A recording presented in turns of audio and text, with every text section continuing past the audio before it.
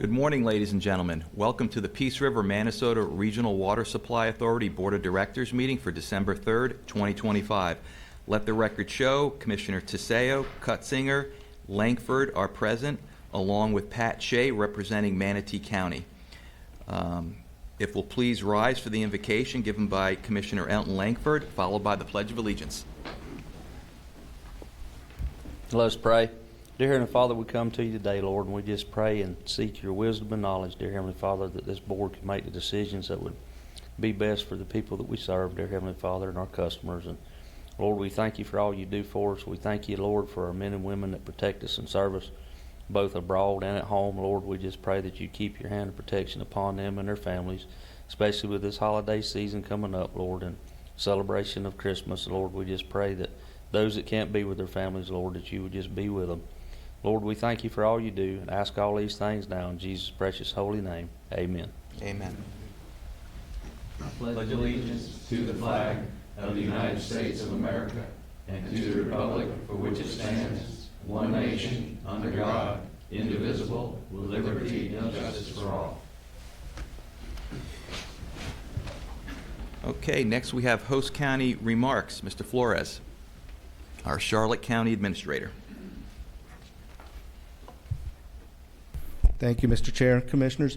Just want to welcome everybody to our chambers. It's an honor to host this next meeting for the Water Authority. We all have this common mission, to support, deliver on our long-term reliability of our region's water supply.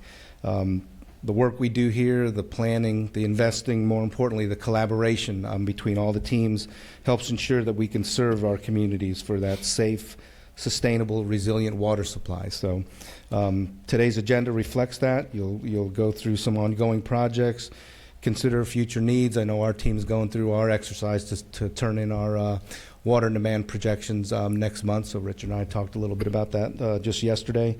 And just continue strengthening our partnership. So, with that, I definitely want to thank all our partner counties. Know that us as a group, as administrators, we're constantly communicating just as much as I know Richard's team and all our city and county staffs are. So I appreciate them for that.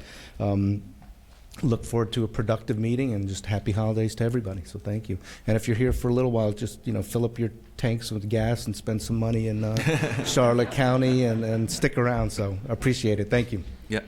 Thank you for those comments. Okay, next we have changes to the agenda. Anything, Mr. Anderson? No, sir, no changes. Okay, we'll move on to public comments. Any individual wishing to address the board on an item on the consent agenda or regular agenda, or an issue that does not appear on the agenda should complete a request to speak card. I have a couple of cards here right now, so if you haven't filled out a card, it's not too late. So I'm going to go in the order I received the cards. Leona Howard. Issue to be addressed, personal.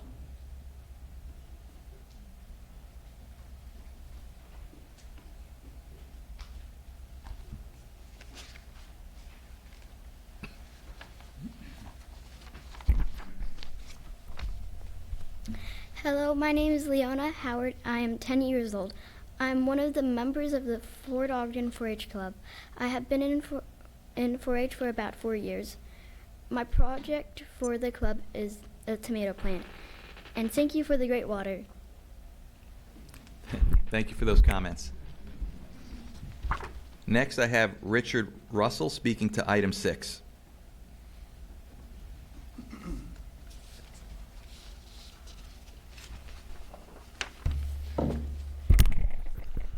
Gentlemen and lady, good to see you. Hope you had a great Thanksgiving. We have issues that are on the horizon that are very serious. One of which is we have a neighbor up in Tampa who's got the approval to get 70 million gallons of fresh water every day to process their chemical operation. We have had a drought of sorts, pretty significant, most of the time since the summer, which means that we've got less water. And it's kind of the question of what are we doing about it? Water comes and goes. While we've got it, we better hang on to it. But the other thing that I want to talk about is what is on the card. Yeah, you had item 6. Yes. And we need to make sure that we've got sufficient water to accommodate the growth that we've got taking place in the county and the other counties. In Charlotte County, we're going to have a significant growth with all the permits that are in the queue. And if we don't plan for that now, it's going to be a major issue at that point in time. So I would appreciate the group making arrangements for consideration of having a desalinization operation to offset the lack of rain and the additional amounts of water we're giving away to certain groups. So I would appreciate your consideration of that. Thank you. Thank you, sir. Next, I have Mr. Tim Ritchie speaking to the Peace River Mosaic Industrial Wastewater Facility. You'll have 3 minutes, sir.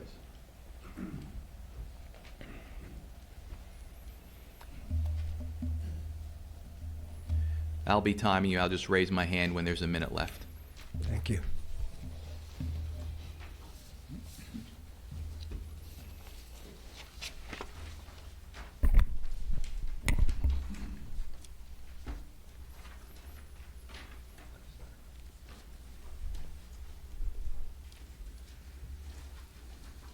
Thank you.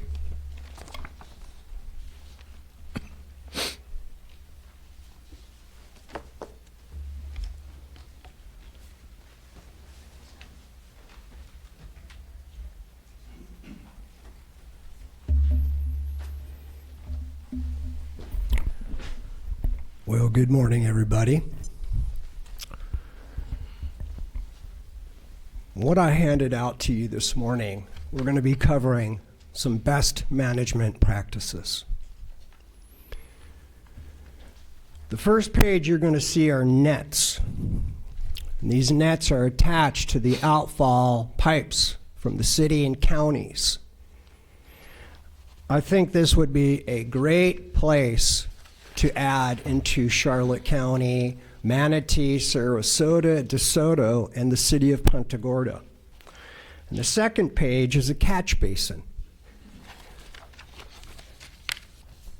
These would help the canals and the rivers and the creeks and streams tremendously. We have a real problem with plastics in the water. Then the separate one here is a $2.8 billion database center that's going to be built in Fort Meade, everybody. And it's supposed to be online by 2027. Richard, I'm going to ask you a big favor today. You can lead this charge with me. I've talked to Senator Ben Albritton not once, but twice.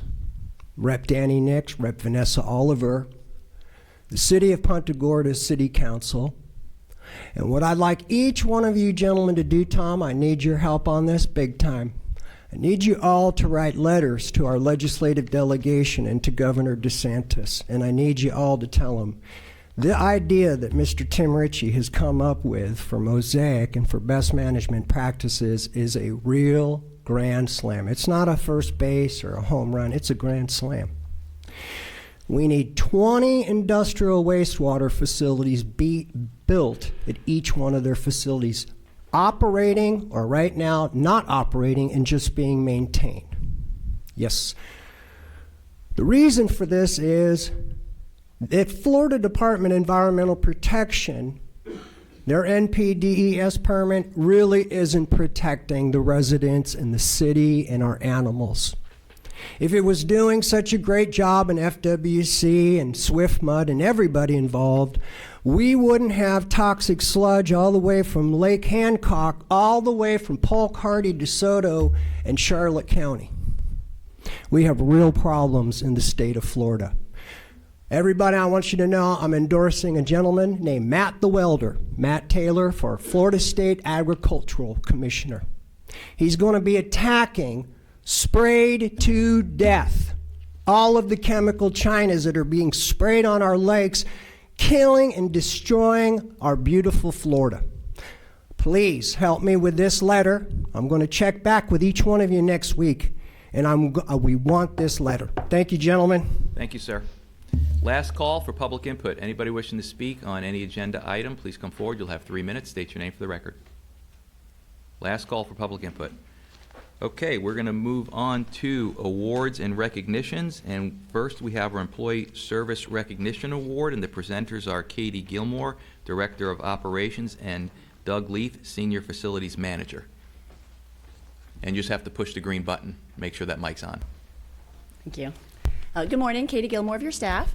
I'm happy to be here to present some of our employees with Employee Service Recognition Awards.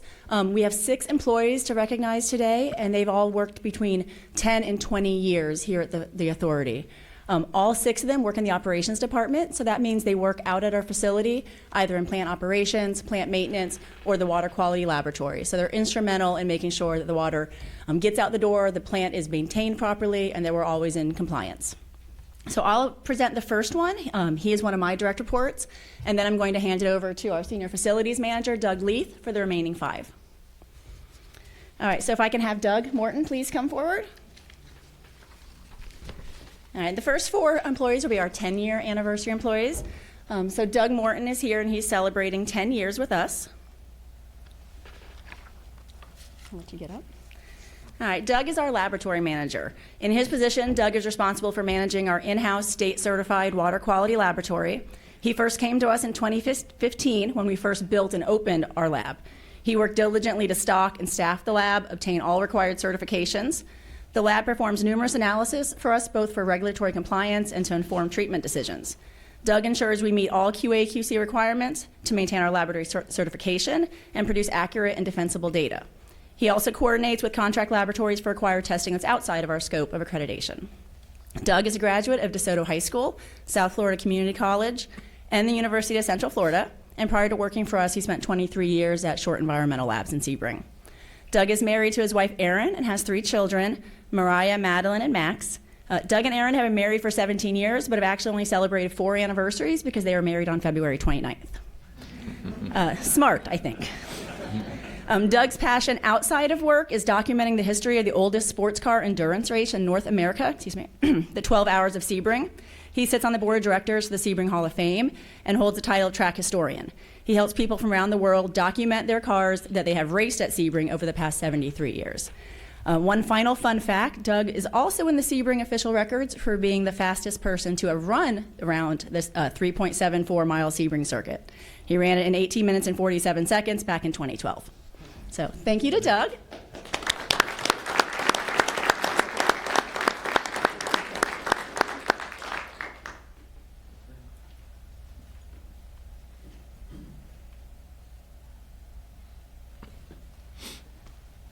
And after we've awarded all 6, we're going to ask them to come up and get a picture in front of you guys together. Good morning, Commissioners. Doug Leith with the Authority. I've got 3 10-year awards and 2 20-year awards. My first one is Andy Kolbenschlag. He started as an INC technician with the Authority, and he has moved up and advanced to being our lead INC tech, and he keeps our SCADA system running very smoothly. In his spare time, he enjoys cooking, fishing, photographing lightning, and aviation. And Andy is just someone who quietly goes about his job. He doesn't say much, but when you sit and talk to him, you realize he is a very highly intelligent person, not just about SCADA and computers, but about any topic that comes up. He's a real asset to Authority, and proud to work with him.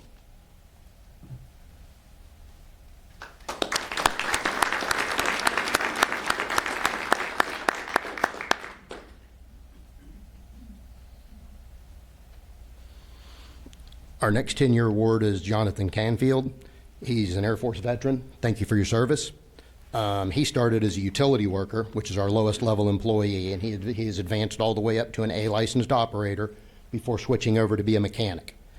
This makes him well-rounded in all plant operations and a real asset. He is married, has 1 daughter, enjoys working out, as you can see. Traveling, and most importantly, changing his entire fantasy football team on a weekly basis. during Hurricane Ian, he is someone who stepped up and covered many shifts in the operations department for people who couldn't make it in or had work to do at their house, and he's just another real asset to the authority.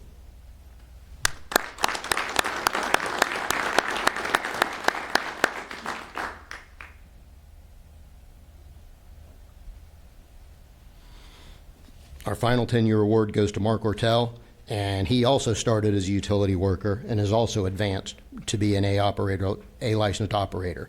He's been married for 8 years, has 3 children, and in his spare time enjoys woodworking and fishing. And he fishes in a lot of tournaments, and he does quite well. And last year, he's placed 2nd overall and 3rd overall. And just, it's good to do something you enjoy. At the plant, he samples at our reservoir, our pipelines, covers shifts when necessary, orders chemicals, just everything to keep the plant running smoothly, efficiently, and in compliance.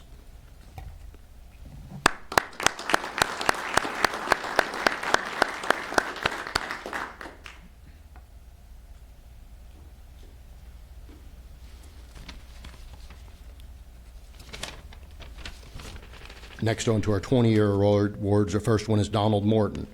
He is someone who's been with us for quite a while, obviously, and he started as a groundkeeper. And he has moved up, advancing steadily over the years. He moved to the sludge presses, then to a mechanic, then our transmission operator. And he samples our pipeline, keeps our air releases working, turning our valves. A lot of times I wonder how he finds the time to do what he does, because he gets everything done with no question asked. He's been married for 30 years, has 2 children. In his spare time, he does a lot of camping in state parks, and I know he enjoys keeping care of his plants in his yard because his yard is beautiful. He's the type of guy that if you ask him to do something and you change your mind, you better tell him quick because it's going to be done. And most importantly, he's one of the co-captains of our barbecue team, who just yesterday at the conference took in first place in chicken, second place in ribs, and we tied for overall grand champion, but lost out due to a tiebreaker.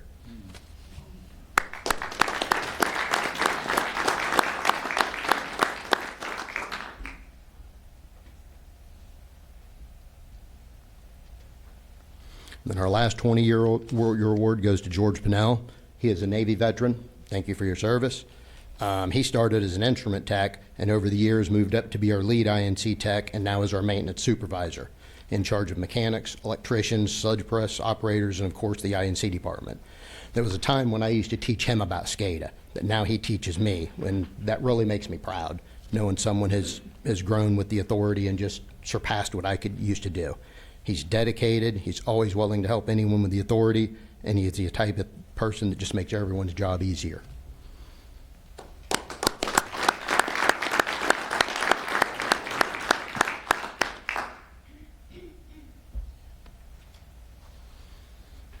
And lastly, just real quick, I could probably say something about everyone here, but all of these guys, especially going back to after Ian, which was a few years ago, every one of them stepped up in a really great way. I know George had a couple hours of sleep the first day.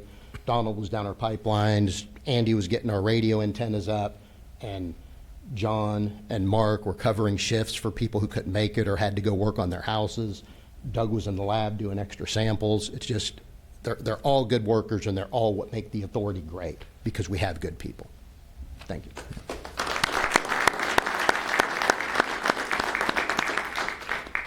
Yeah, just real quick, I think people take for granted every time they turn on the spigot or the faucet, water comes out, but you know, you guys are the unsung heroes behind the scenes that make it all happen, especially with the hurricanes we've had. You know, outstanding job, outstanding. You all want to come up front? Yeah, we're going to take a picture.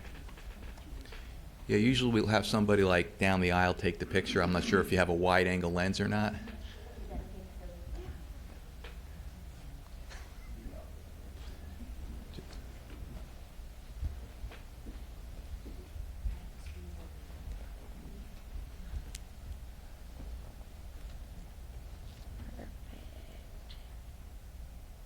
All right. Thank you. Thank you. Thank you. Okay, next on the agenda, we have the DBIA Florida Honor Award. That will be Mike Knowles presenting. And Let me see, Dustin Pate. Good morning, Commissioners. Mike Knowles with Authority staff. Oh. Just make sure the green light's on. Good morning, Commissioners. Mike Knowles with Authority staff. Here to talk about the Florida. There you go. Okay, there we go. Yeah, there you go. Sorry. All right. Okay. Good morning again. Mike Knowles with Authority staff. Very happy to be here today to present a DBIA award, which is Design Build Institute of America.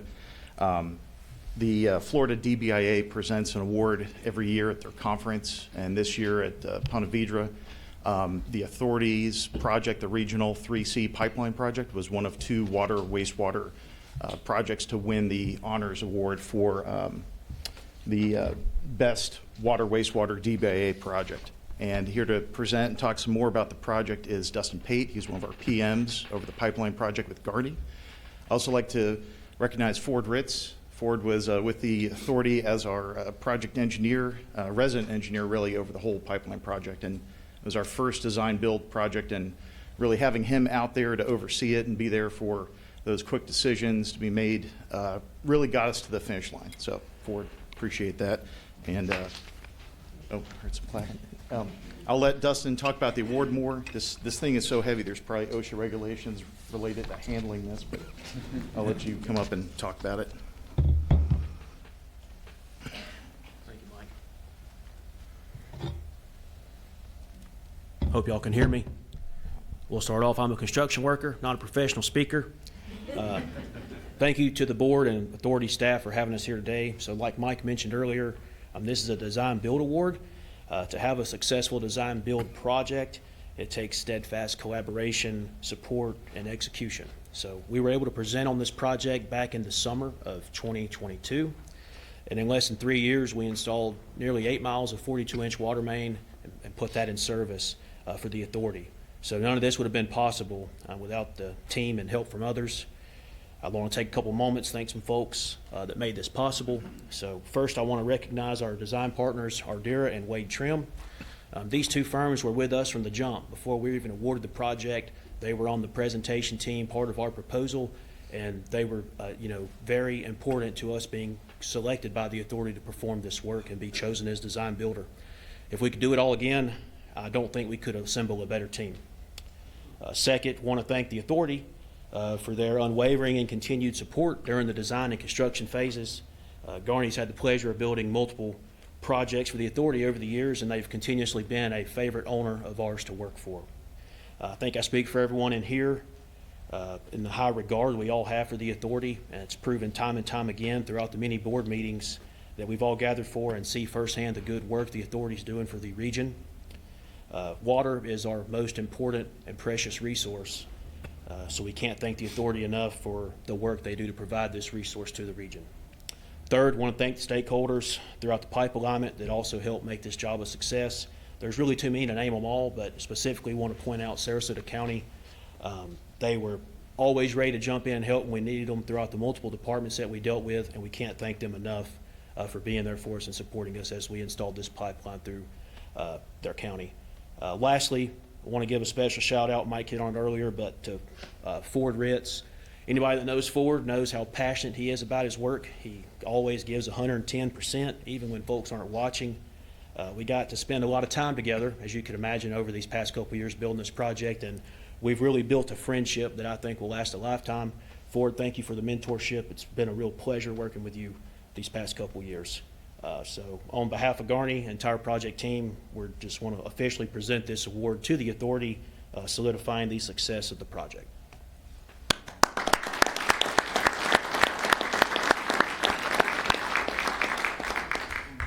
By the way, your speaking skills would make all construction workers proud. I appreciate that. Thank you. Yeah. Thank you.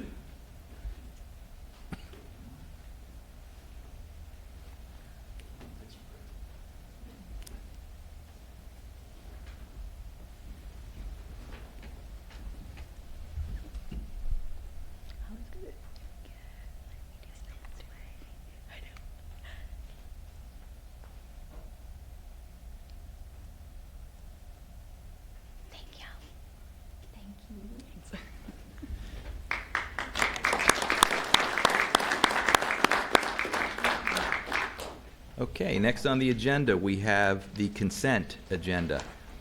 Any members wishing to pull anything from consent? If not, I'll entertain a motion to approve consent. So move, Mr. Chair. Second. We have motion and second to approve consent. Is there any further discussion? Is there any opposition to the motion?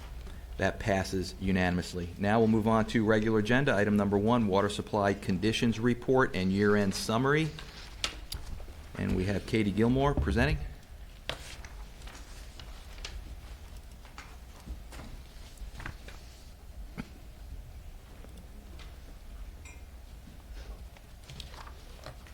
Okay, good morning. Katie Gilmore of your staff.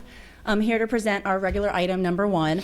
And this time of year, we do an annual recap. So this is the Water Supply Conditions Report year-end summary for fiscal year 25.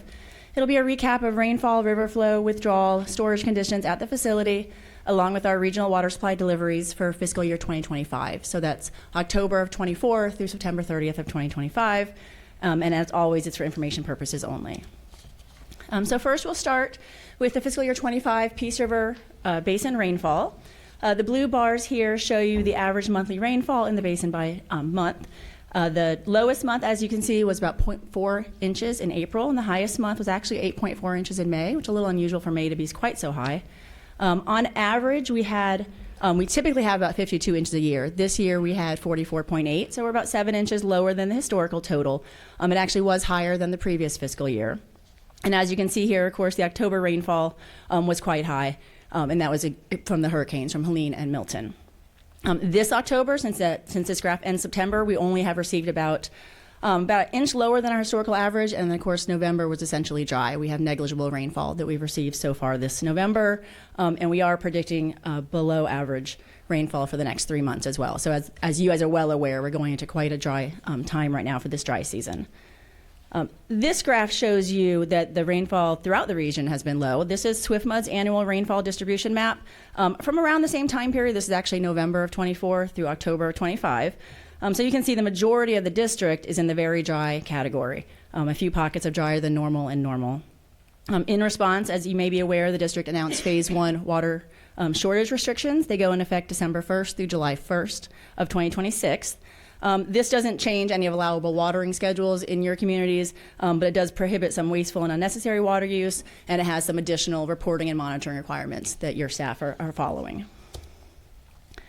Next up is the fiscal year 25 average monthly river flow. The red horizontal line here, of course, is our our minimum flow required for withdrawal, and the blue bars are the monthly average river flow for each month in fiscal year 25. So the lowest flow was received in April at 88.6 CFS, and the highest was in October, again, from those high rainfalls we received, especially the rainfall received upstream of us. There was quite a bit of rain in the northern portion of the watershed from those storms last year. Our fiscal year average was a little over 1,000 CFS. Flows were high enough to withdraw from the river every month, except for April, as you can see here below the red line. However, since the end of this graph, of course, flows have dropped. And in November, we dipped back below the 130 as of November 5th of this year. Right now, we're holding at about 80 to 88 CFS. The average fiscal year 25 monthly river withdrawal is shown here. That blue bar is the average withdrawal. As you can see, we're able to withdraw from the river every month, with the exception of April, when the flows were too low.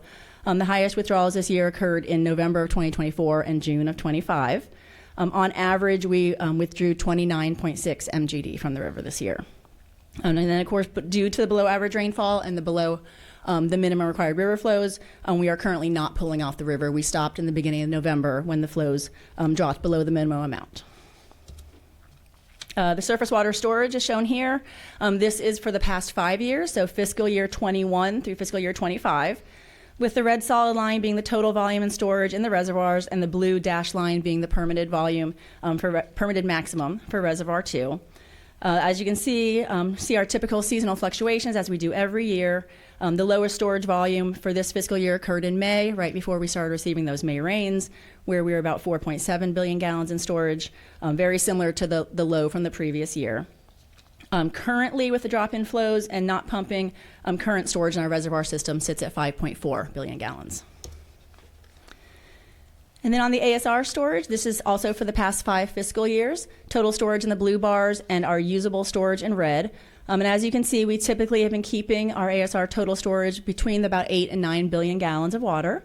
In 25, we ended the fiscal year with 8.8 billion gallons in storage and 5.2 billion gallons of usable water, around the same as 2024, slightly higher. We were able to recharge the ASR system a little bit in September and October when we had river flow available still and system demand was low. And then we actually began recharging the ASR after we stopped coming from the river. So we started again on November 6th, just a small amount, about 3.5 million gallons. We'll increase that starting probably this week or next week, and we'll continue as we need during the dry season to supplement the reservoir system with the ASR. And just to note, this annual update doesn't include the slide we typically show that has the number of days of supply on hand. So currently, as of, I think, Monday of this week, we have about 353 days of supply at our average annual daily flow of 30 MGD. All right, so switching over now to the regional capacity and production totals for fiscal year 25. So as a reminder, the authority and customers combined average production is about 107 million gallons per day. In fiscal year 25, the average annual supply from the authority was 29.3 MGD. From the city and county facilities was another 60.5 MGD, giving us a total regional production of 89.86. If you subtract out the 3.5 MGD that was delivered by Manatee to their non-authority customers in Longboat Key, City of Palmetto, and City of Bradenton, that brings our total average annual for authority customers to 86.4 MGD. And that's about 80.4% of our capacity. All right, so we'll walk through each of the counties and city next, starting with Charlotte County. So in fiscal year 25, Charlotte purchased 12.99 MGD from the authority and self-supplied 0.8 from their Burnt Store facility. That's a total of 13.79 MGD for the year, which is 72% of their capacity. And then on each of these graphs, you'll see the customer allocation shown by the red line. Then their average usage from us is the blue line, and the bars are their monthly usage from the authority, with the highest usage shown in the dark blue line, solid bar. And so for Charlotte County, the max month demand from us was in April. For DeSoto County, they purchased 0.73 MGD from the authority and self-supplied 0.37 from their facilities for a total of 1.1, and that's 75% of their capacity. Their maximum monthly usage from us occurred in February. Of course, Manatee County's graph's a little bit different since they do not purchase water from the authority. So this graph shows their total production from their facility in the lighter blue, larger hatched bar, and the self-supply to their retail customers in the darker blue. So the difference is the supply that goes to their wholesale customers, both Sarasota County and their non-authority customers. In fiscal year 25, Manatee delivered an average of 42.63 MGD to their own retail customers, supplied a total of just over 7 to their wholesale customers, 3.58 to Sarasota County and 3.5 to the non-authority customers. That's a total of 41.79 from Manatee County, which is 94% of their permitted capacity. Their maximum monthly production at their facility occurred in April.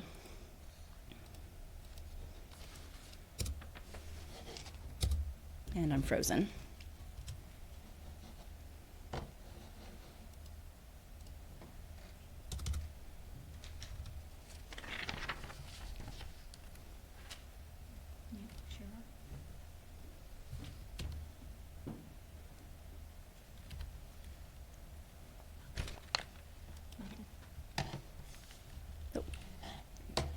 Mouse came back, but it's not. No.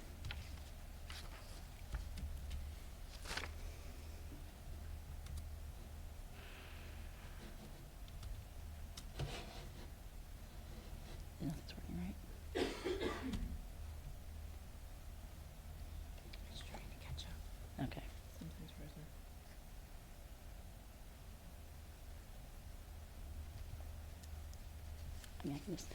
I can just finish the last couple, just tell you about it, and maybe we can get this fixed before the other presentations start. So next up was Sarasota County, and for Sarasota, they purchased 14.91 from the authority and self-supplied 6.3 from Carlton. They imported that 3.59 from Manatee for a total of 24.81. That's 83% of Sarasota's capacity. And if you were looking at the graph, you would see that their contract from Manatee stepped down this year, so their allocation was indicated by that step down where they went from 5 MGD to 4 halfway through the year. And then the city of Northport is up last. They purchased 0.67 MGD from the authority and self-supplied 3.36 from their facilities. That's 4.02, which is 49% of their capacity. Sarasota's maximum monthly was in April. I apologize, I forgot to mention that. And then Northport was in April, but also in January. They had the same usage from us combined, tied that month. And so on average, as a region, all regional deliveries to members and customers and non-authority customers, again, was 89.86 or 83% of our available capacity. And we remove the non-authority customers, and it's 86.35 or 80.5% of our capacity. The graph that was included in your board book showed our the monthly demands, and then it also showed compared to lines from our plant capacity at 51 MGD and our contractual allocation to our customers at 34.7. So we did remain below both of those the entire year as we delivered the water to our customers. So I'll be happy to take any questions you might have. Any questions, gentlemen, on the water supply conditions report? Okay. Thank you. We're going to move on to... On the way, in the meantime, you do have each of the presentations in your book. Okay. Okay. So we're having technical difficulties on... Yeah, Okay. should be on their way. Okay. All right, we're going to move on to item number 2, the SWSEP program and rates overview. And we have Ann Lee presenting. Oh, did you know that? Maybe it just loves me today. No, no, just kidding. Oh. Sorry. I think our batteries might be dead, actually. Might be part of the problem.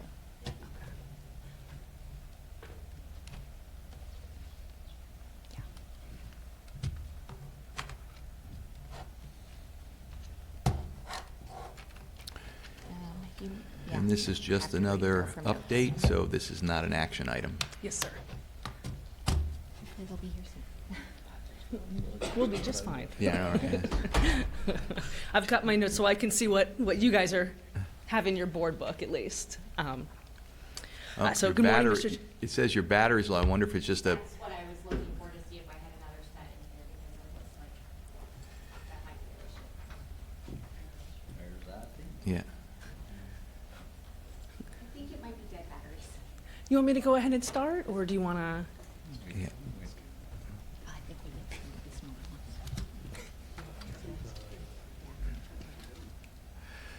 Our county administrator's panicking back there.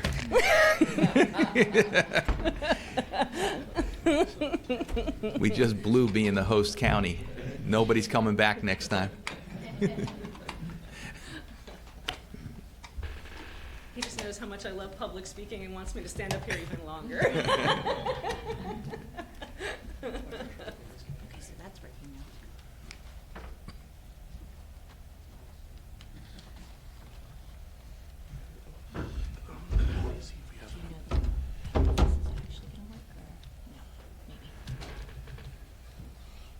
It's probably a keyboard that's gone bad. Let me grab another one. Would you like me just to start? Yeah, go ahead. Okay. We'll just work around you, sorry. All right. All right, good morning, Mr. Chair, members of your board, and Lee of your staff. Before I get started on my presentation, or talk at this point, I wanted to provide you a quick overview of the next 5 presentations, as they'll all be on different parts of the surface water system expansion project, and our goal was to provide you information in a logical fashion. To start us off, I will be providing you an update on the prospective financing and rate impacts of the surface water system expansion project that we are projecting based upon the updated project costs. I'll then pass it over to Mike, who will review the GMP for the PRF expansion project, review the bid for reservoir number 3 and mitigation options. Then we'll pivot to discuss builder's risk insurance and finish off with a discussion on CEI services for the project. On the second slide in your board book packet, you'll see the authority's current debt outlay without any of the surface water system expansion project debt. This debt, for the most part, falls off at 2040 at the final payments on the 2020 bonds. The amounts shown after 2040 are related to the Phase 3C and 2B pipeline projects. Just to provide you a little bit more history on the third slide in the board book packet, the funding for this project commenced several years ago with the $100 million line of credit, which was used to cover project costs until we were ready to put that permanent funding in place. Back in August, we completed the 2025A bonds, which represented a partial final funding for the project, as well as repayment on the line of credit for those associated project costs.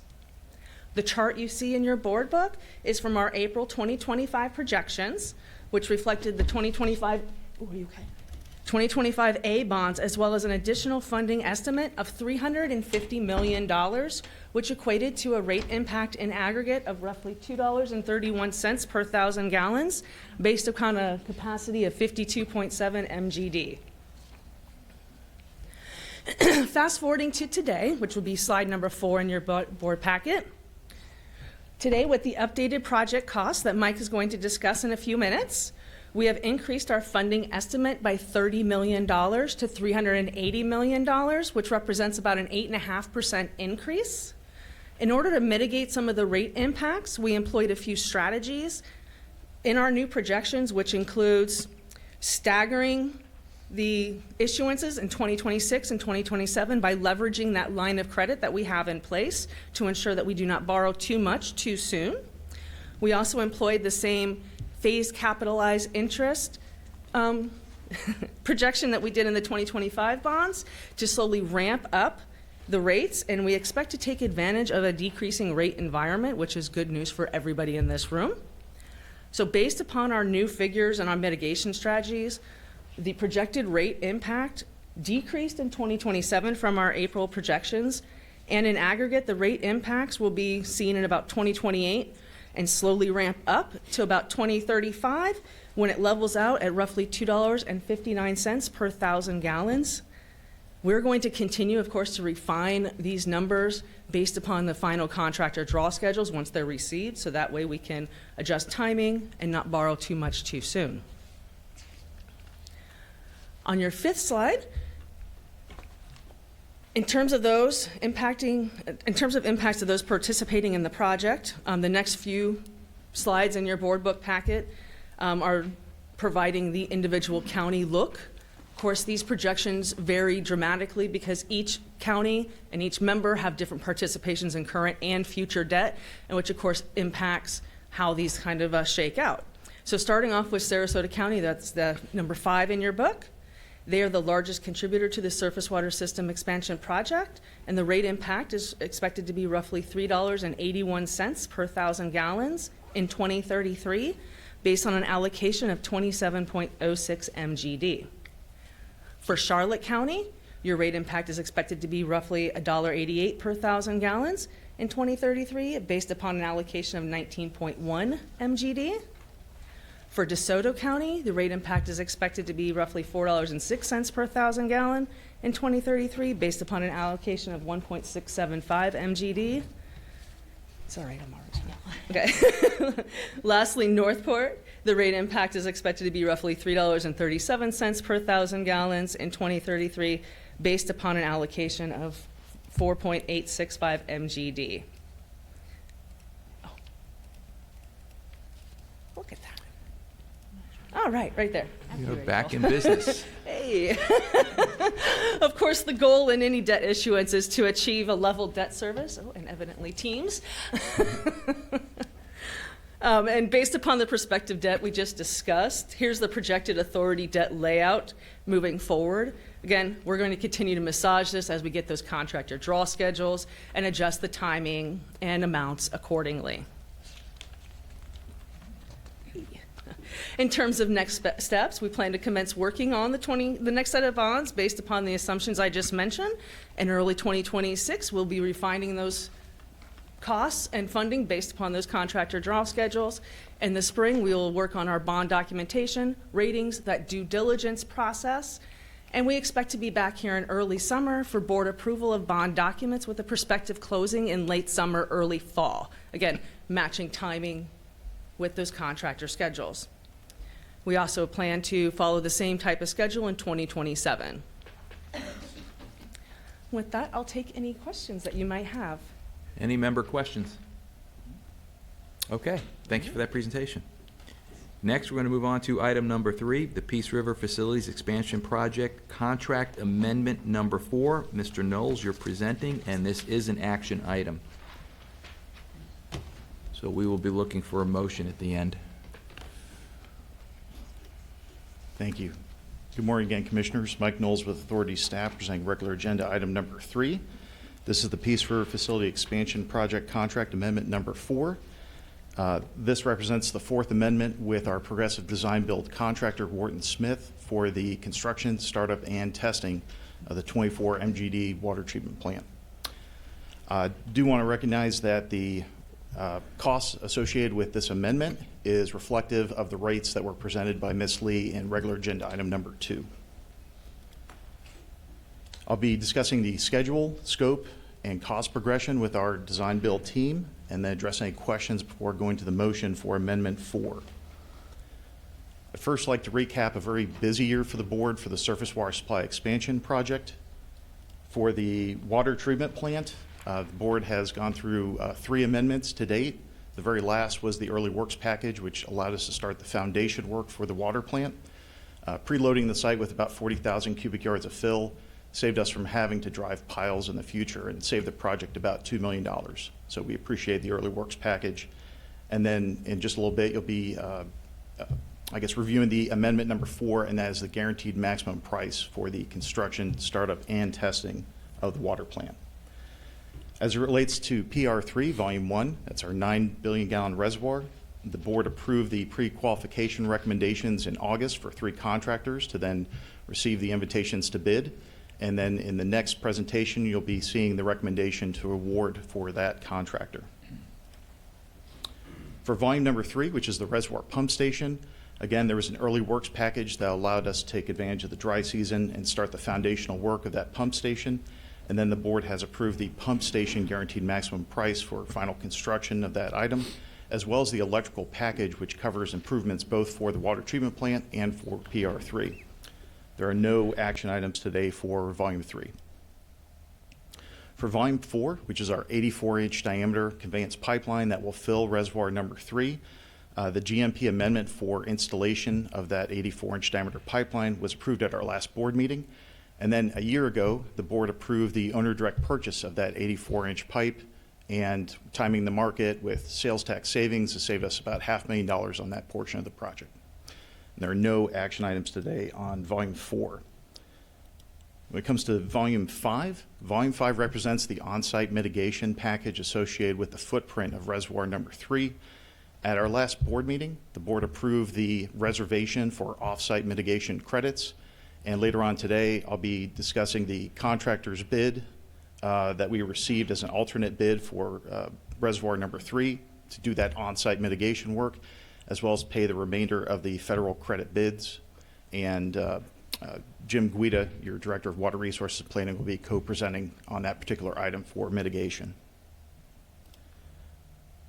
So back to our water treatment plant. As I mentioned, there's been 3 amendments to date, and with this 4th amendment for the GMP for construction, startup, and testing, if it's approved today, we're looking at substantial completion in March of 2028. Our scope of services with Wharton Smith includes the DeSoto County building permits, as well as finalizing bid packages with our subcontractors, self-performing construction, the general conditions through substantial completion, closing out our permits, and then startup and testing of the new water plant.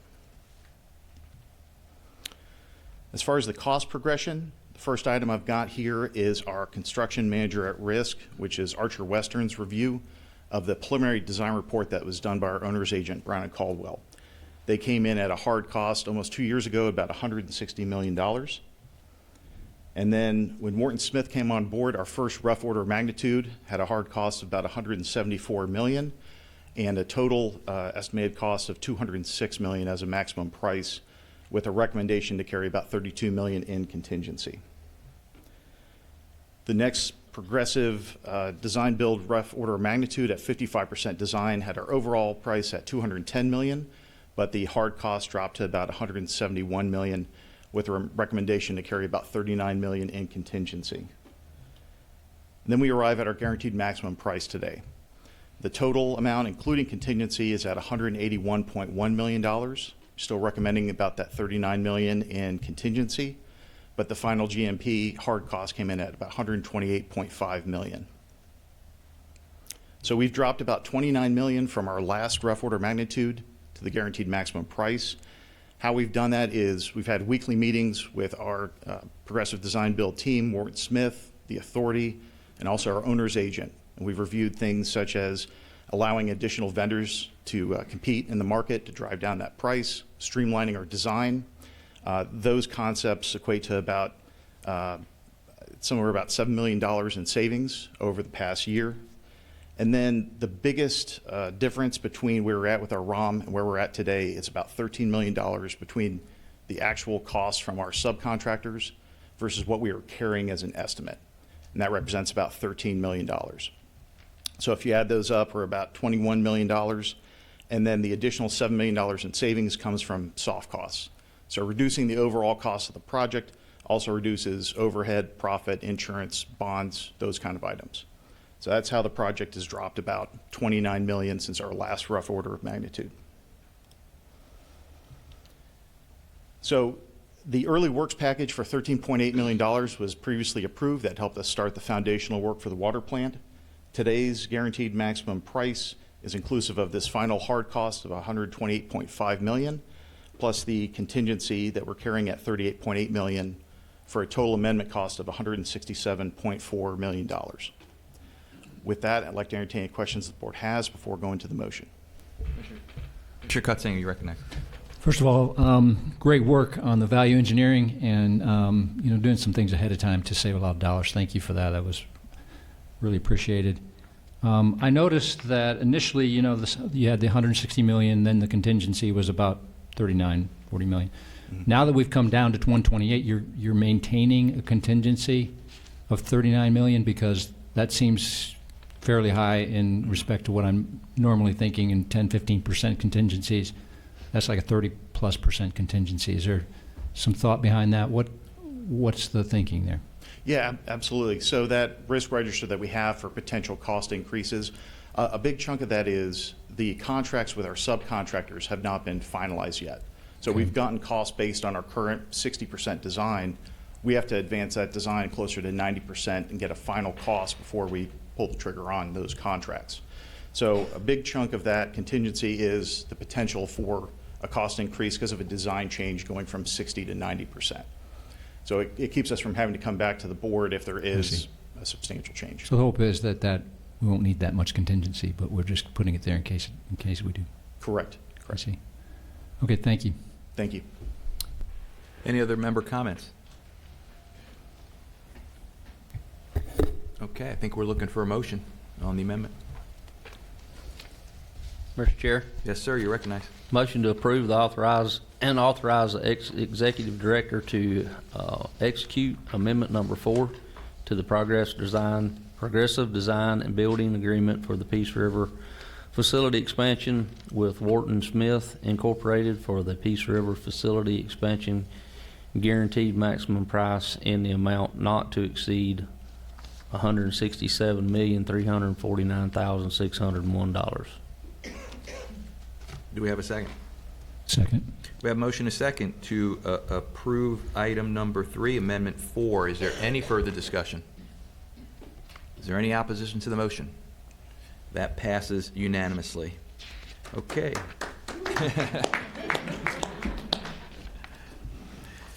We're going to move on to item number 4, which is the Peace River Regional Reservoir, number 3, volume 1 and 5 construction contract. Mr. Knowles, you're presenting.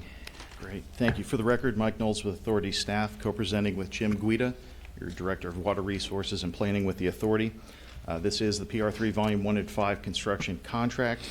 And again, recognizing that the amount of these contracts, those dollar amounts, are reflective of the rates that were presented in regular agenda item number 2 by Ms. Lee. So for volume 1, which is our 9 billion gallon reservoir, and volume 5, which is our on-site mitigation package, I'll be discussing the procurement process from start to finish, where we're at today, talk about the bid results, the Florida market conditions for reservoir construction, as well as additional value opportunities that we're looking into. And then Jim is going to cover our mitigation recommendations. We'll address any questions before going to the motion today. So this has been a traditional design bid build approach with our reservoir number 3. Going out for procurement, advertisement went out in April asking for pre-qualifications. In May, we received those qualifications, and then our professional selection team met in June. And then August, the board approved our recommendation to proceed with 3 firms to provide bids with our invitation to bid. And they were Barnard, Kiewit, and Phillips. The ITB was sent out with bids received on October 22nd. Our notice of intended decision after reviewing those bids was October 24th, and that brings us here today to consider the award of that contract to the lowest qualified, responsive, and responsible bidder. If approved today, the volume 1 reservoir number 3, as well as the volume 5 wetland mitigation, is looking at a substantial completion in December of 2028, 3 years from now. So the bids came in with Barnard at $579.5 million, and we did not receive a bid from Kiewit. And then Phillips' bid was about $441.9 million. That total bid is actually a composition of several components. When you look at the Phillips bid, the actual portion just for reservoir number 3 was $416.6 million. The mitigation, which is volume 5, that's the on-site mitigation, that was an alternate bid that the authority can choose to move forward with. That came in at $12.2 million. And then contingency was added to the project based on historical references back to reservoir number 2. And that contingency totaled $13.1 million, bringing you to the total bid for Phillips at $441.9 million. So our last cost estimate from our construction manager at risk, Archer Western, was about $380 million just for the reservoir package. And our engineer of record has been estimating about $20 million for on-site mitigation as a ballpark number. So we're at about $400 million going into this. Our mitigation came in at $12.2 million. Again, we added about $13.1 million in contingency, and the reservoir portion was at $416.6 million for the total bid from Phillips Heavy Inc. at $441.9 million. So the market conditions in Florida, we were actually competing with 2 other reservoirs at the same time that our reservoir was out for bid. The C-21 impoundment from the Army Corps is engineers estimate about $500 million. That due date has actually been pushed out to, I believe, January 6th now, or January 9th. And then the C-23, C-24 South Reservoir for the South Florida Water Management District, which is part of the Everglades reservoir system. The total between the North and South reservoirs, it's almost $2 billion. So that was the competition in the market that we're dealing with. There's currently 5 large reservoir projects out for construction right now. And looking at what's coming up, South Florida Water Management District has 3 more reservoir projects on the horizon. And then the Army Corps has the northern portion of that C-23, C-24 reservoir. And then the South St. John's Water Management District also has their reservoir system coming out at the C-10 water management areas. So the market is very hot right now for reservoir work. There's a few select firms that are qualified to do this work, and so we're very happy to get the bids that we did. Looking at the bids that we got from Phillips and working with our engineer of record, HDR, it was kind of noted that some of the items appeared to be higher than expected. And in some discussions, it appears that those items are related to the assumption that they would have to bring in aggregates and sand from outside the area, that they might not be available at local quarries. So our approach is to work with this contractor, try to identify if we do have sufficient supply in the local quarries, and try to reduce the overall cost of the project if those local supplies are available. We also have done several owner direct purchases of large diameter steel pipe, and that is something we've done on both for our progressive design build projects and for the reservoir, 84-inch diameter pipe, so we can move forward and talk to the contractor about doing ODP for that pipe as well and get the sales tax savings. So altogether, we think this represents maybe an upper limit of somewhere between $10 and $20 million if the local supplies are available. And here to talk about our mitigation recommendation is Mr. Guida.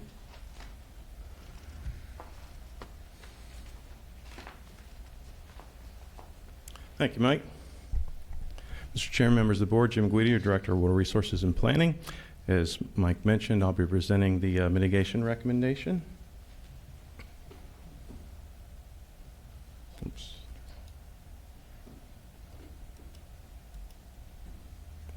First, what I'd like to do, we've been going through this process for several years. We've made previous presentations on mitigation. Not all the board members here today were in those previous presentations, so a quick overview of that will be provided.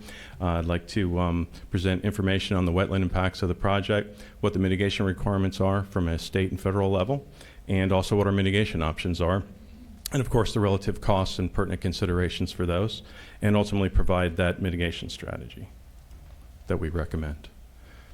So just quickly, the footprint of the project is about 1,250 acres. That ends up having 281 acres of unavoidable wetland impacts that we will need to mitigate for. There's generally two options or a combination of those two options that are available to us. One is to mitigate on-site with on-site permanently responsible mitigation. The other one is to go off-site and mitigate with a mitigation banker and buy mitigation bank credits. Typically, on-site mitigation, we knew coming into this, would be less expensive up front, but we also would be responsible for the construction and for the mitigation success, and then ultimately for the perpetual monitoring and maintenance costs that go along with a project that we do ourselves. With a mitigation banker, they actually are typically more expensive up front. Again, we knew that. But the banker is responsible for the construction, for achieving success, and ultimately for perpetual monitoring and maintenance costs, soup to nuts, essentially. And of course, we can do a combination of those things. Today, we'll be presenting you a recommendation actually for doing a combination. Quick overview of the mitigation we presented in our permit applications at the state and federal level. We proposed 100% on-site permitted responsible mitigation, which is exactly what we did for Reservoir 2. If you look to the graphic to the right there, the area shown in red north of the mitigation, or the reservoir areas, that is the mitigation that has long since been complete and successful for Reservoir 2. But we proposed two areas for Reservoir 3. One is what we call North Pasture, and the other one is what we call Southwest. We submitted these because we wanted to get an idea from the agencies whether they thought we could completely mitigate for our impacts on site, whether we need to supplement that with mitigation bank credits, and what they thought of our mitigation proposal. So if you look to the right here in the graphics, the golden hatched area that's just to the north of the red area that we did for mitigation for Reservoir 2, that's the North Pasture area. And then if you come down to the southernmost part of the property, again, that golden hatched area there is what we call Southwest.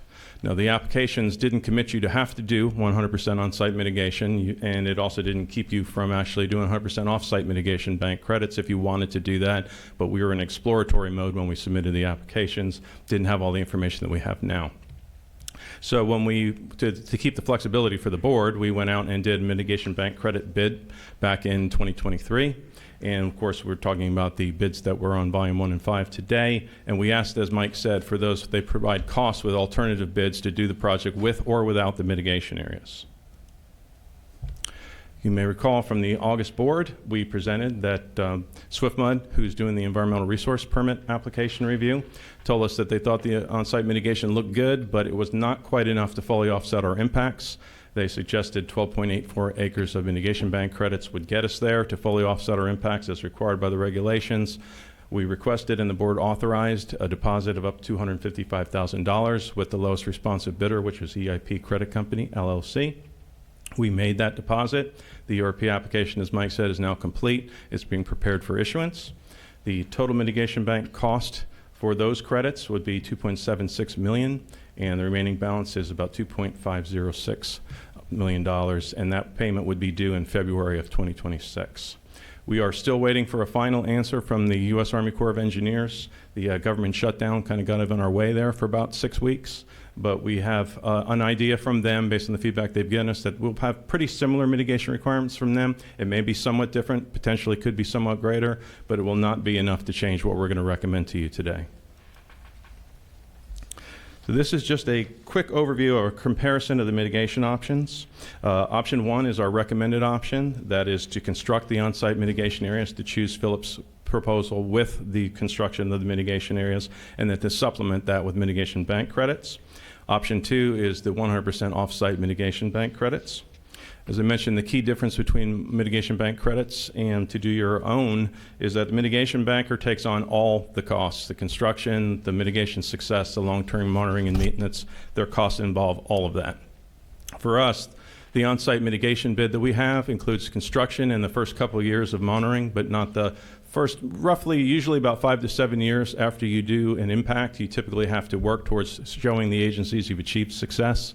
What we did here to give you more of an apples-to-apples comparison, in the first table you'll see that we actually went ahead and presumed we might need as much as 10 years, which we actually don't think we'll need to do, but we went ahead to give you an idea that that could cost us perhaps as much as $7 million.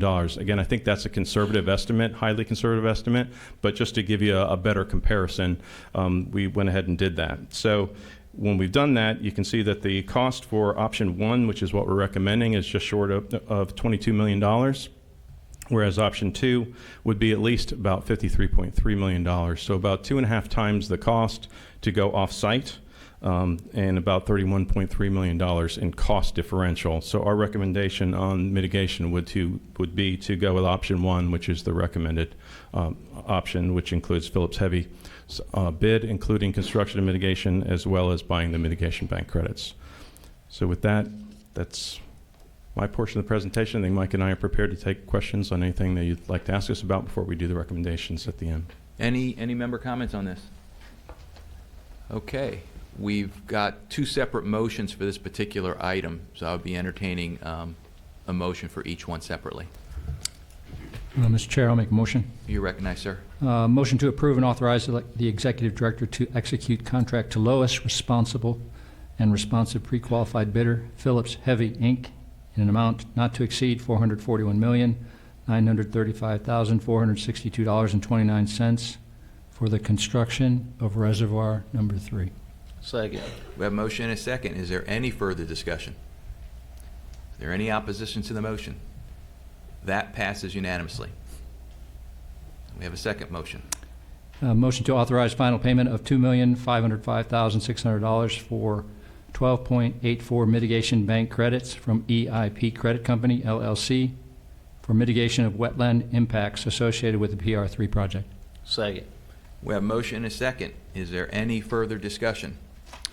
I will say that I'm in my second term. I have 3 years left. We will have a ribbon cutting before the end of my term. Is that correct? Any other discussion? I did not hear an answer to that question. Yes, we will. It's on the record. I know. I just said now you're on the record. Is there any further discussion on the motion? Is there any opposition to the motion? That passes unanimously. All right. That's a big deal. That's a big deal. You know, I would just, a quick comment.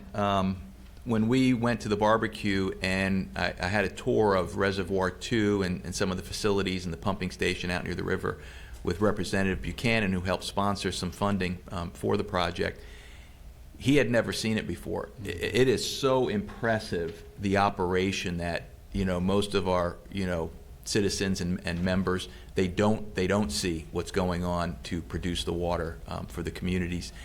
And I can't imagine what this reservoir is going to look like when it's done, because the existing reservoir system is just outstanding. So it's a big project. It's really a huge milestone for the whole region to have this project here in DeSoto County, and I look forward to that ribbon cutting too.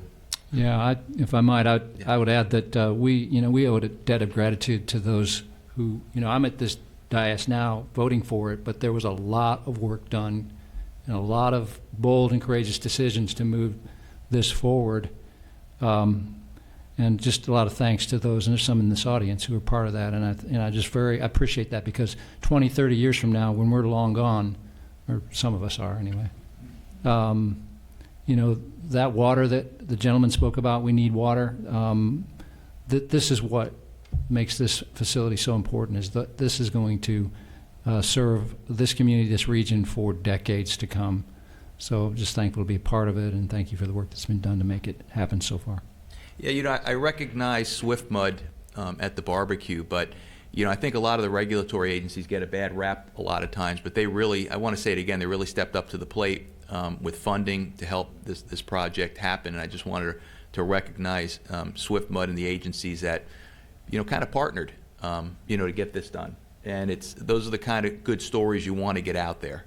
So I just wanted to recognize that again. So any other comments on this item? I'll just say Yes, sir. one thing. Mr. I'm Langford. just saying with Reservoir number 3 coming on, I still say that the board members that sit up here need to be able to have a fishing tournament, Reservoir number 1. So. Maybe we'll have a canoe race.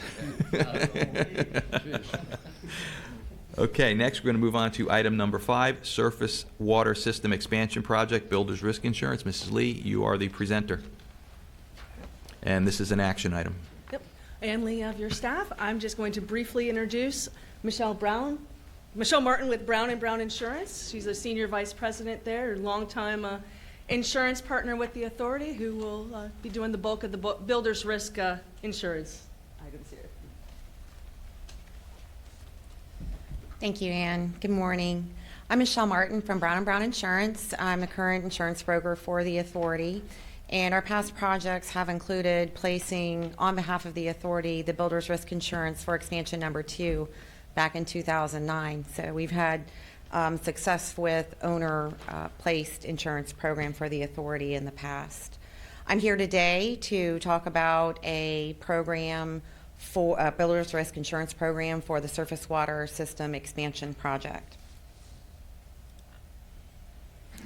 Just to overview, builder's risk insurance is a unique, specialized insurance product for construction projects. It covers all items that go into the permanent structures.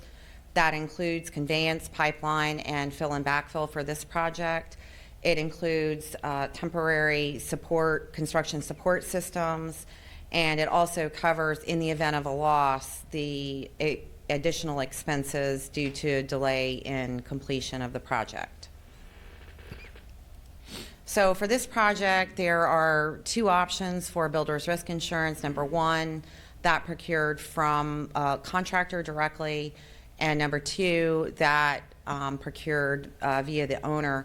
For this particular project, since it's about $700 million in assets that we're going to be insuring, and because of the separate projects and different contractors involved, there are a lot of economies of scale that are granted through an owner-placed project. So we are able to, with the owner master builders risk program, we are able to provide a unique program that is efficient and that saves the project money. So the lower of cost of insurance, we're going to do a comparison in just a moment versus the contractor proposed insurance programs, but it's going to save you about 45%. In addition, because the authority is a governmental entity, they are tax exempt from any premium taxes that would be applicable. As far as FEMA, since you are a governmental entity, there is a provision within the Stafford Act that in the event of a declared emergency, that the authority is eligible for FEMA public assistance, and that is per section 406E4. If this is a contractor-placed program, there is not public assistance eligibility. The master program also provides a consistency of insurance coverage across all projects. The program design was designed in conjunction with the staff, and so we're comfortable with and aware of the program design, which also provides the best program and coverage for the authority. In addition, staff will be able to provide a centralized administration. That includes control over when the insurance is initiated and terminated. It's very important that, since at the end of the day that these are the authority assets, that we have no gaps in coverage throughout the start or finish of the projects. And will dovetail efficiently with the permanent insurance as these projects come to completion. Very importantly, the authority had been through some damage from Hurricane Ian, and so the claims process being centralized with one program is going to be very, very important for administration versus several different adjusters and several different insurance programs in the event we had a hurricane that affected all portions of the projects.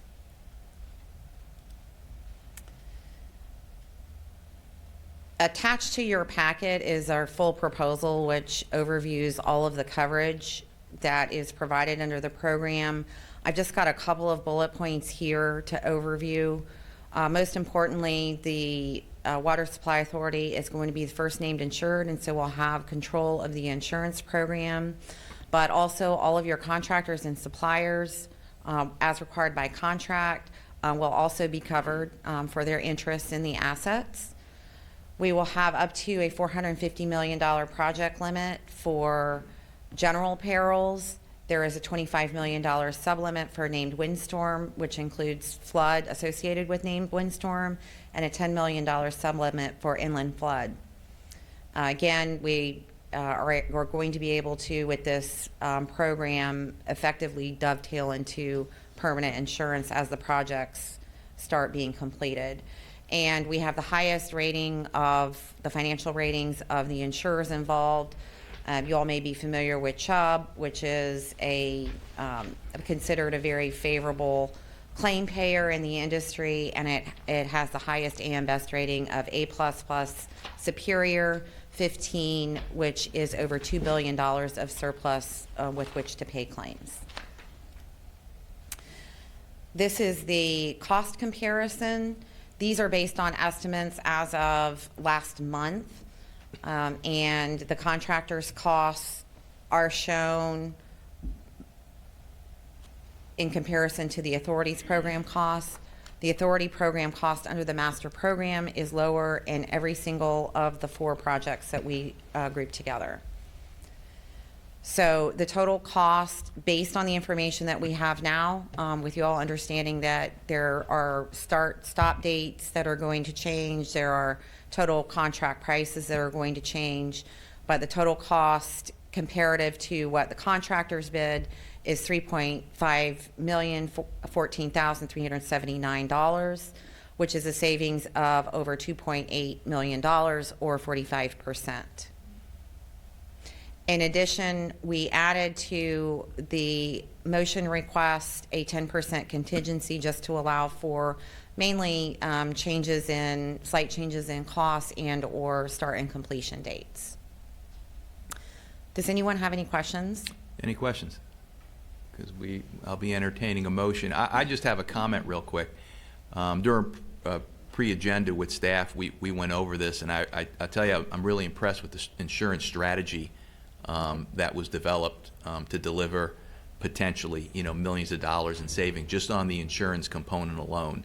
Obviously, with a project this big, I've never dealt with having to navigate this type of insurance the way you're phasing it, the way you're doing it with this strategy. It was so interesting to hear. So I just wanted to commend the authority and anybody else who played a role in developing this insurance savings. It's huge. With that, I'll entertain a motion. Mr. Chairman, Yes, sir. motion to approve and authorize the executive director to bind builder's risk coverage for the surface water system expansion project for a not to exceed amount of $3.865817 million. I'll second that. So we have a motion by Commissioner Langford and a second by Commissioner Teseo. I forgot I'm supposed to announce the names for the record. Okay. Is there any further discussion? Is there any opposition to the motion? Hearing none, that passes unanimously. And I failed to recognize some folks that are in the audience who may have played a role or played a role in where we are today. I think Commissioner Al Mayo, he's in the back. He was a former member of the authority. We have Commissioner Ken Doherty, Charlotte County Commissioner. He's also in the back. And also Mike Coates. I did not see you hiding back there, Mr. Coates. He's the former executive director of the authority, and he's here today with us in the chamber. So thank you for all the work you did on this project. Next, we're going to move on to item number 6, which is the PR3 CEI services with HDR Inc. Mr. Knowles, you are presenting, sir. Thank you. For the record, Mike Knowles with Authority staff presenting regular agenda item number 6. This is PR3 CEI services with HDR. This represents the second amendment for work order 4 with HDR for services during construction. I'll be going through the construction services approach, talk about the proposed scope and fee for this item, and then address any questions before going to the motion. And again, as a reminder, the cost of this amendment is reflective of the rates that Ms. Lee presented in regular 2. So HDR is our engineer of record, is also partnered with another engineering firm, Hazen. Altogether, they are inspecting full-time all the items associated with reservoir number 3. So this amendment represents full-time inspection out there for up to 5 staff, including office staff to respond to RFIs, change order requests, any of those items, as well as project management. So there's already a work order 4 in place. This amendment just adds additional funds to existing tasks, including project management, which will take us through substantial completion of the reservoir and the ribbon cutting in December of 2028.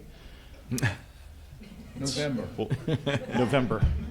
We'll go ahead and send out the meeting invite. It also asks, the biggest chunk of funds for this particular project are added to task number 6. This is a time and materials task for construction inspection. So again, this assumes 40 hours a week through substantial completion. We may or may not use all that, but we've got to see what we're doing with the contractor, what their schedule is going to be, if they're performing overtime work. So this kind of covers us through substantial completion with the assumption of 40 hours per week with that staff. Then there's an additional owner's allowance request and a request for direct costs related to testing, travel, transportation, those items. Again, the biggest item in this $18.9 million CEI amendment is the $17.1 million for task number 6, but that is time and materials. We'll be seeing exactly who's out there and when performing those services. And before we go to questions, I do want to point out one other person that's in the audience, and that's John Ferguson. He is our project manager with the Southwest Florida Water Management District and works very closely with Ann Lee to review our reimbursement requests for PR3. So, thank you, John. Okay, any questions for staff? Okay, I'm looking for a motion on this item. Mr. Chair. You're recognized, sir. Motion to approve and authorize the executive director to execute the work order number 4, Peace River Regional Reservoir PR3 project, amendment 2 for the construction phase services and with HDR Engineering Incorporated in the amount of $18,906,529.35. We have a motion and a second to approve the item. Is there any further discussion? Is there any opposition to the motion? That passes unanimously. Okay, we're going to move on to the General Counsel report. Mr. Mason, you're recognized, sir.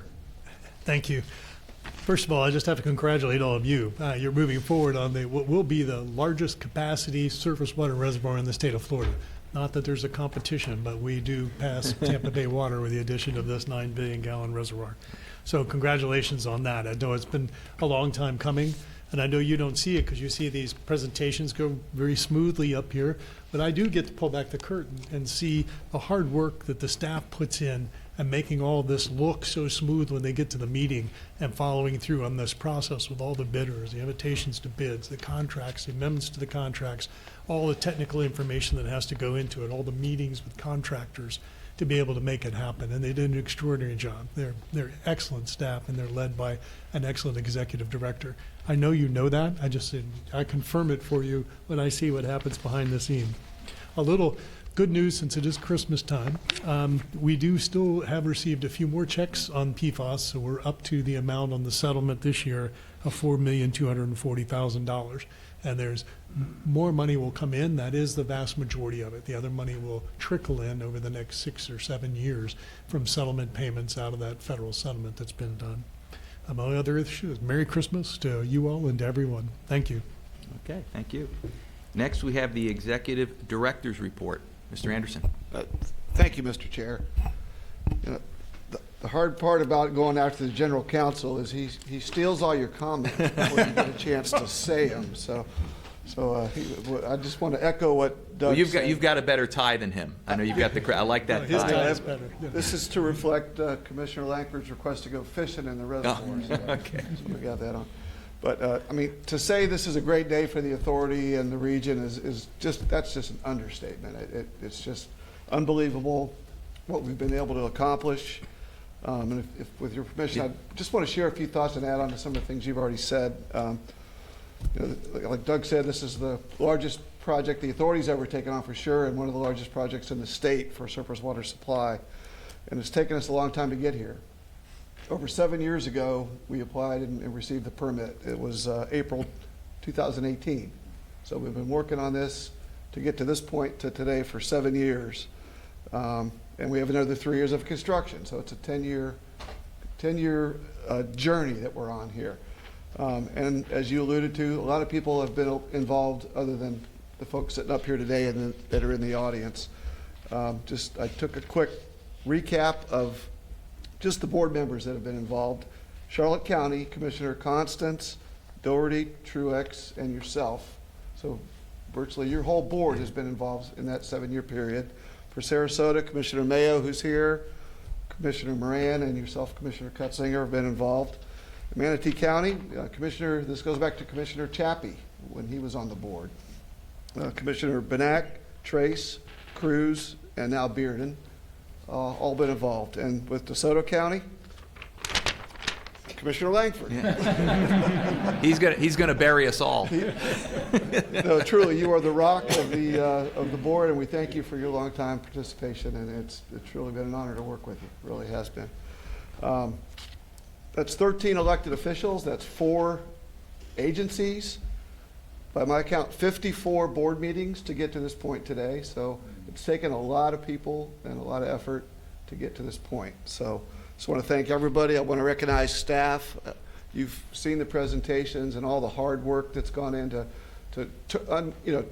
turning every rock and looking under every nook and cranny to save money wherever we can, because we know costs are going up, and we're very mindful of that. And I hope it reflects the effort that everybody has put into this project. So with that, I'll just echo Doug. Merry Christmas to everyone, and it's a great day for the authority and the region. Yeah.